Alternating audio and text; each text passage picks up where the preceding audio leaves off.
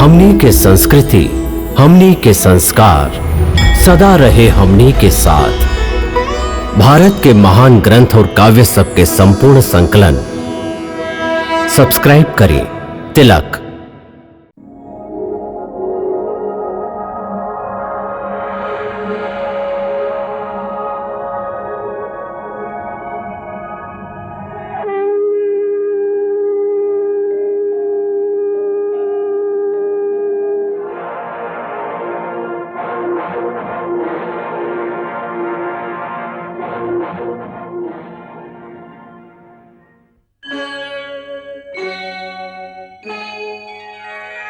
कृष्णा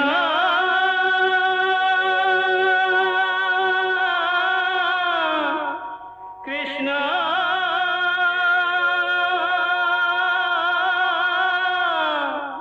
हरे कृष्णा हरे हरे।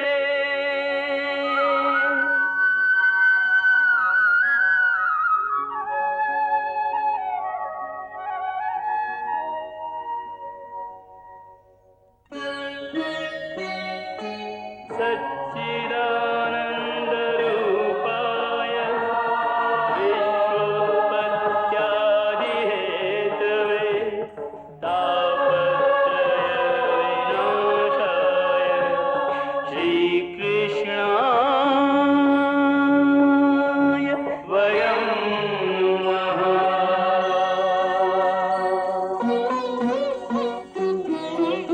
श्रीकृष्ण गोविंद हरे मुरारे, हे नाथ नारायण वासुदेव। हरे कृष्ण राधे कृष्ण कृष्ण कृष्ण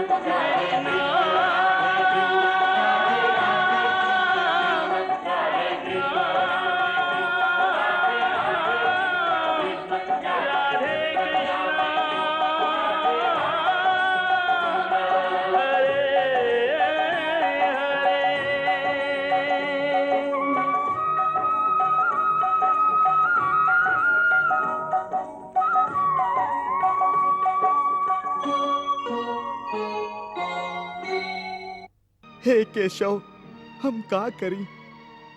हमार मन और मस्तिष्क ओ धर्म काटा के लेखा डोल रहल ह, जेकर दोनों पलड़ा में बराबर बराबर मात्रा में ज्ञान और अज्ञान दोनों रखल होके इहे दोराहा पर ठाड़ हम आपके शरण में आयल हैं। हमके एगो गुरु के लेखा रास्ता दिखाई माधव, रास्ता दिखाई। हे अर्जुन, तू यह समय ना खाली युद्ध भूमि के मध्य रेखा पर ठार बाड़ा, बल्कि तुहार बुद्धि भी जीवन और मृत्यु के एह मध्य रेखा पर अटक गई हा। ऐसे तू अपन कर्तव्य और अपन धर्म से भाग रहा बाड़ा।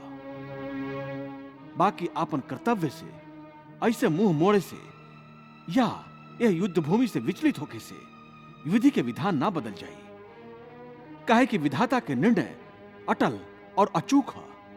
तू का समझताड़ा कि तोहरा ना मारे से ये सब ना मरिए?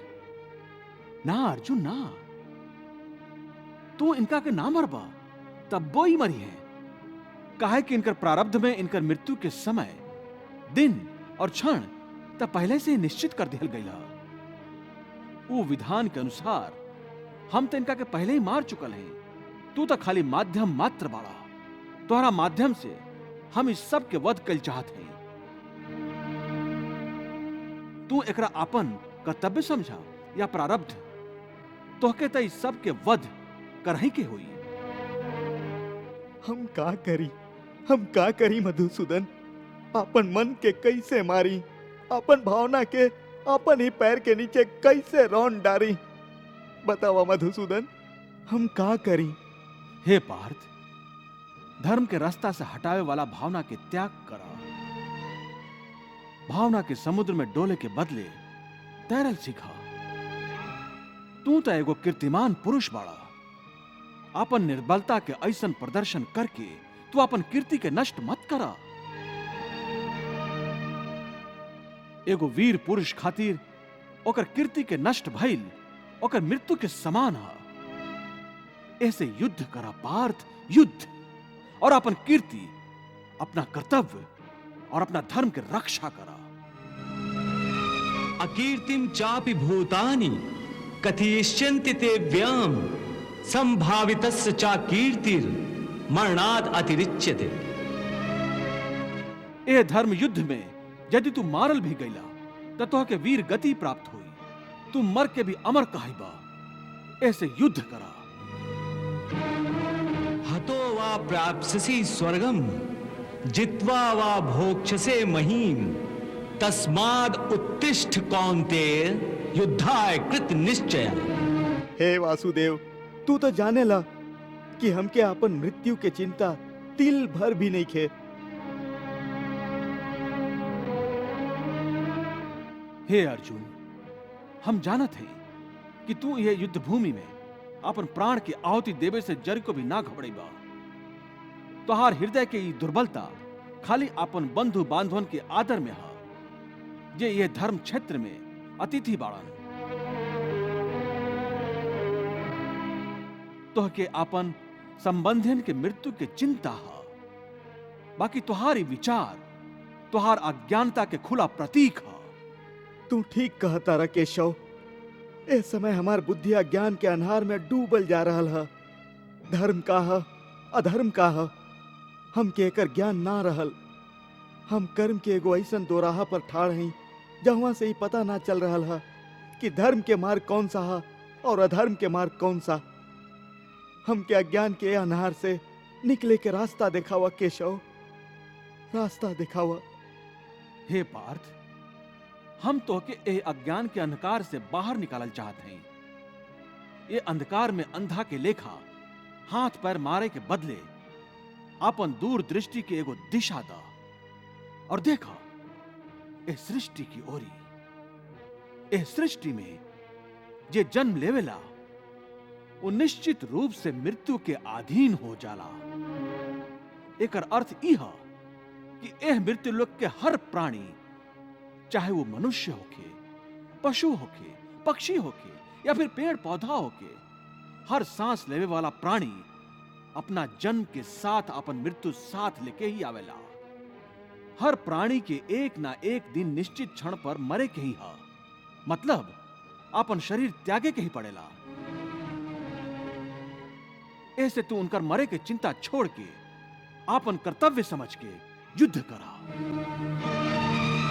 जातस्य हि ध्रुवो मृत्युर ध्रुवम जन्म मृतस्य च तस्माद अपरिहार्य अर्थे न त्वं सोचितुम अर्हसि।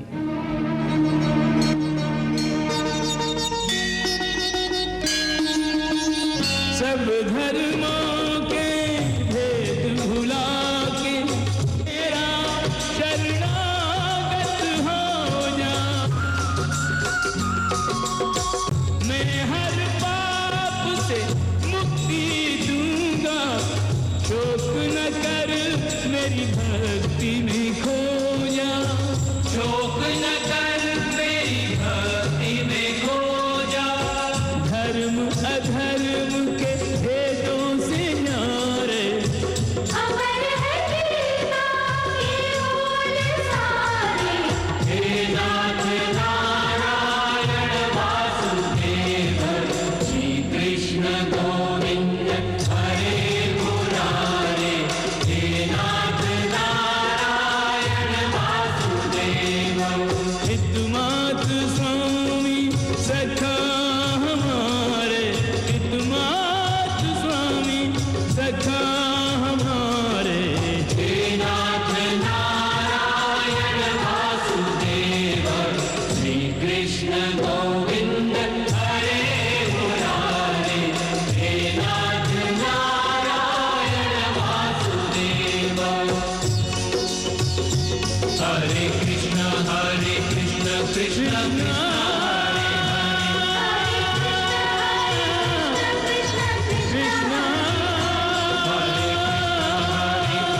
कृष्ण हरे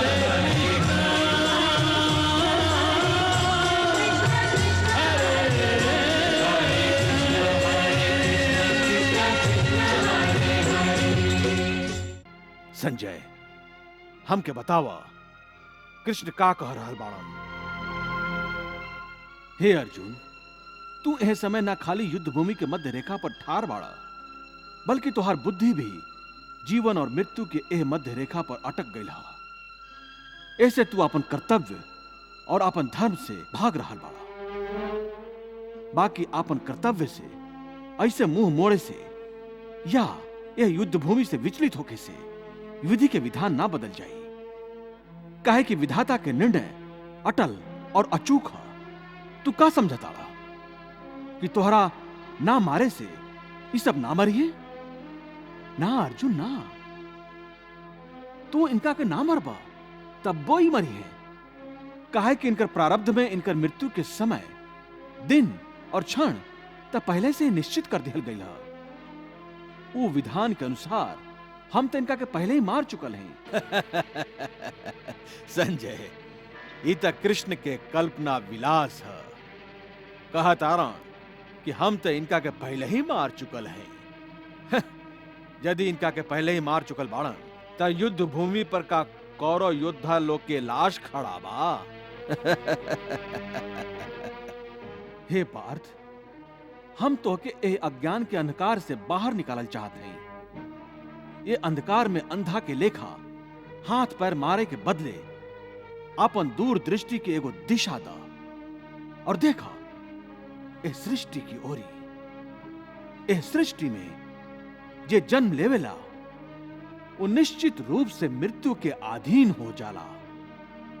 एकर अर्थ यह कि एह मृत्यु लोक के हर प्राणी, चाहे वो मनुष्य होके, पशु होके, पक्षी होके या फिर पेड़ पौधा होके, हर सांस लेवे वाला प्राणी अपना जन्म के साथ अपन मृत्यु साथ लेके ही आवेला।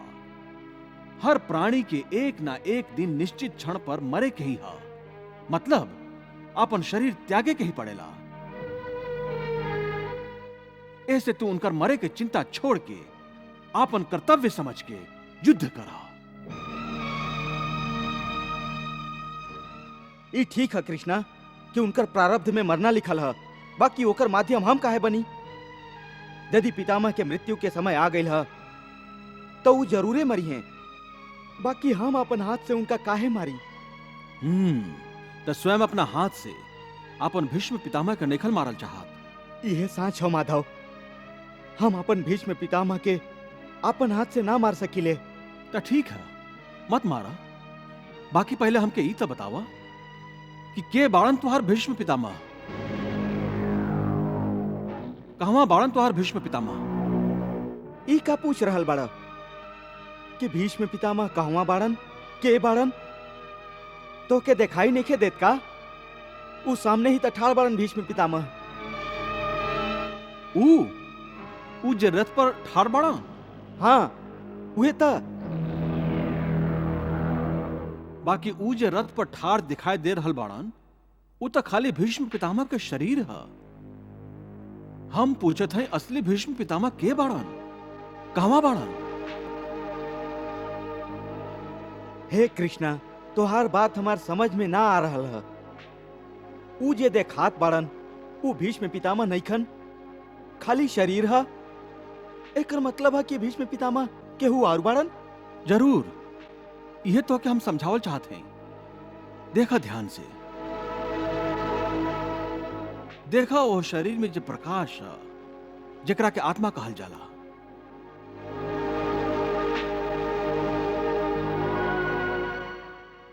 हम तो के दिव्य चक्षु प्रदान करत हैं।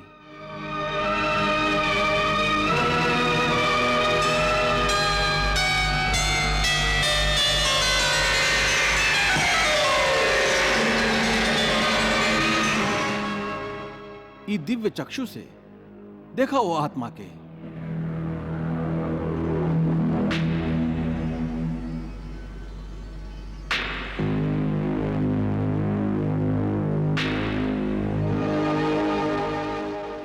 ऊ जे शरीर के अंदर आत्मा है, जे प्रकाश है, उहे है असली भीष्म पितामह। दिखाई दे रहा वो आत्मा?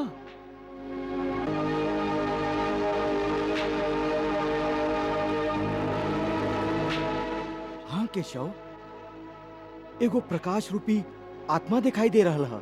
बहुत अच्छा। अब देखा, यदि हम अपन सुदर्शन चक्र से भीष्म पितामह के शरीर के काट दी तो खाली उनकर शरीर मरी, बाकी उनकर आत्मा के प्रकाश ना बुझी। देखा, हम तुम्हारी दिव्य चक्षु के ई दृश्य सजीव करके दिखावत है।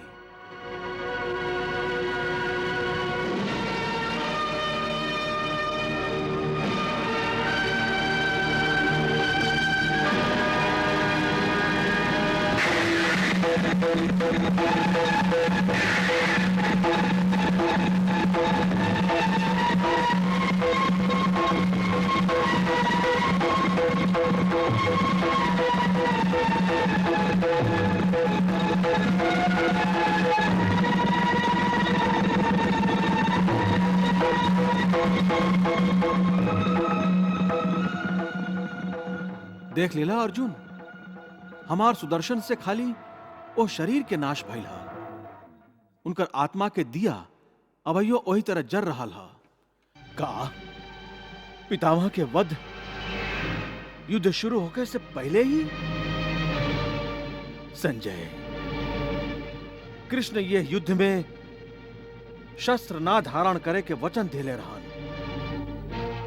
फिर वो सुदर्शन चक्र कैसे धारण कैलन? यह धर्म है, ये युद्ध के नियम के विरुद्ध है संजय। महाराज, वासुदेव श्री कृष्ण सचमुच के पितामह के वध ना कैले बाड़न। ऊ तो खाली उदाहरण देवे खातिर पितामह के शरीर के टुकड़ा करके शरीर के अंदर के आत्मा के अर्जुन के देखावत रहन।